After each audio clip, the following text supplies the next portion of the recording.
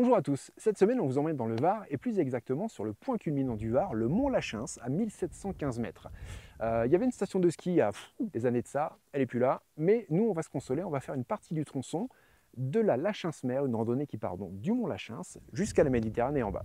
Et pour faire ça, on a amené avec nous le Conway Xairon S7.9, une marque allemande assez peu connue chez nous, c'est vrai, mais justement on a décidé de tester ce modèle qui offre un débattement de 150 mm avec un programme plutôt, on va dire, allez, rando trail, mais on vous en dit plus tout de suite après. C'est parti!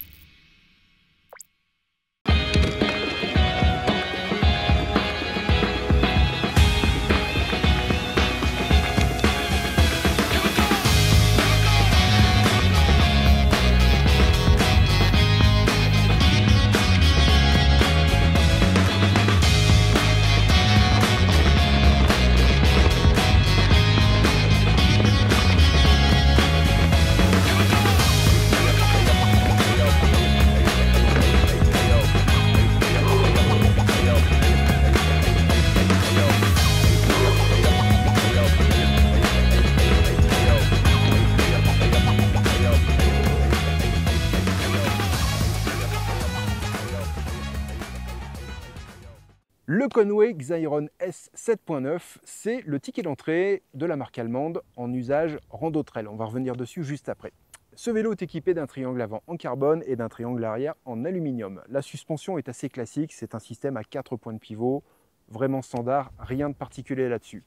Au niveau suspension, à l'avant, une fourche lyrique spécialement réglée pour l'IMTB, un amortisseur au Fox sur l'arrière et au niveau transmission, du 12 vitesses forcément avec un groupe SRAM GX Eagle.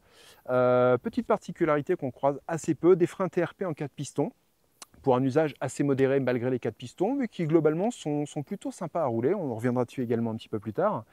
Et bien sûr, au niveau de la motorisation, un écosystème Bosch. Donc c'est le Bosch Smart System avec l'écran Kiox 300, compatible bien sûr avec l'application e-Bike Flow qui vous permet de paramétrer tous les modes et d'accéder à toutes les fonctionnalités en plus. Et au niveau de la batterie, ça c'est la bonne surprise aussi, une batterie de 750 watts intégrée directement dans le tube qui laisse augurer une belle autonomie. Après quelques essais, globalement on est plutôt sur du 40-45 km. Tout dépend bien sûr du parcours, de votre poids et de l'état du terrain. Mais globalement, voilà pour ce vélo qui présente, bien sûr avec des roues en 29, ça tombe sous le sens, mais qui laisse augurer quelques bonnes sorties, voilà, plutôt orientées trail, rando. On va revenir juste après dessus. Au niveau de la géométrie, ce Conway est un petit peu particulier. En général, je roule sur une taille L avec un reach de 480 mm en moyenne. Là, on est sur un XL avec un reach de 476, donc un peu plus court que ce à quoi je suis habitué. Autre particularité, on a un débattement de 150 mm avant-arrière, ce qui peut laisser supposer un usage plutôt enduro léger. Par contre, on a un angle de direction qui est à 65 degrés, donc un peu plus fermé, et surtout une douille de direction et un poste de pilotage qui est placé très haut, ce qui m'a obligé à retirer des bagues et à placer la potence en dessous de 3 bagues de façon à avoir une position un petit peu plus agressive dans la pente.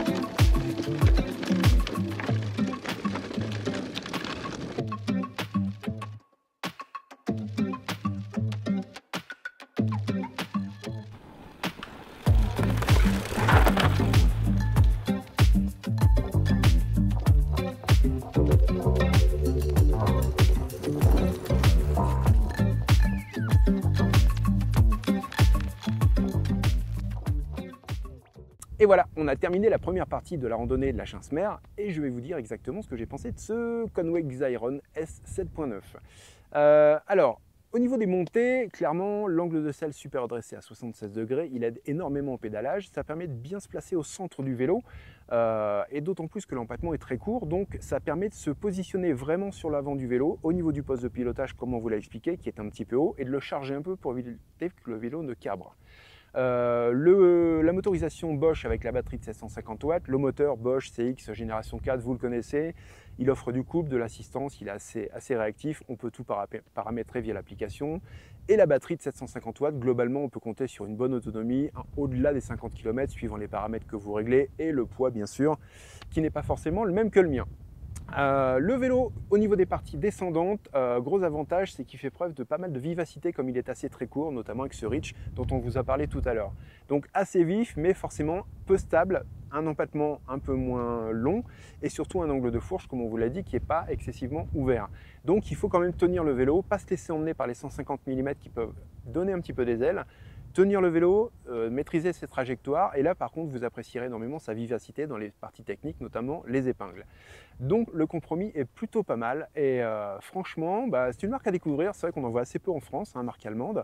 Donc voilà, si vous avez des questions concernant ce modèle ou la marque en général, vous n'hésitez pas, les commentaires sont là pour ça, vous connaissez la chanson. Et comme d'habitude, vous n'hésitez pas non plus à vous abonner, à liker, vous savez que ça nous fait plaisir forcément et ça nous aide énormément pour le boulot. Et voilà, moi je vais vous laisser, je vais aller profiter de ce panorama et je vous dis à très bientôt.